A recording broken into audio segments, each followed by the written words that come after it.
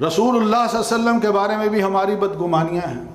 اس میں سب سے بڑی بدگمانی یہی ہے جو ہم مسلمانوں میں پھیلا دی گئی ہے کہ حدیث پر ایمان نہ رکھیں، چھوڑ دیں حدیث کو، قرآن کو پڑھیں، اور قرآن کو ویسے پڑھیں جیسے ہم سمجھائیں تمہیں۔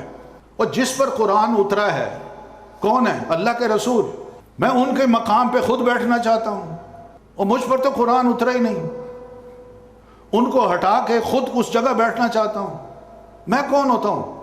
جس پر قرآن اترا ہے ہمیں اس کو سمجھنا چاہیے، مگر نہیں۔ رسول سے ہماری ایسی قد ہے کہ چھوٹی چھوٹی جو آپ کی تعلیمات ہیں یا بڑی بڑی جو تعلیمات ہیں ان کو ہم پسند نہیں کرتے۔ اکثریت ہماری اب یہ ہے کہ وہ کہتے ہیں یہی کیا سنت ہے، یوں کھاؤ، یوں بیٹھو، یہ کرو، یہ نہ کرو، دائیں ہاتھ سے پانی پیو، بیٹھ کے کھانا کھاؤ۔ اور بھئی اللہ کہتا ہے، نبی علیہ الصلاۃ والتسلیم نے تو اس پر عمل کیا ہے جو اللہ نے فرمایا۔ مسلمان کو آداب سکھائے ہیں کہ بیٹھو، بسم اللہ پڑھو، دائیں ہاتھ سے کھاؤ، اپنی طرف سے کھاؤ، یہ آداب سکھائے ہیں، مگر یہ آداب ہمیں اچھے نہیں لگتے۔ ہم رسول کو صرف اتنا سمجھتے ہیں کہ وہ قرآن مجید لایا، اس کو لے لیں اور باقی ہم سمجھیں جس طرح چاہیں ہم سمجھیں۔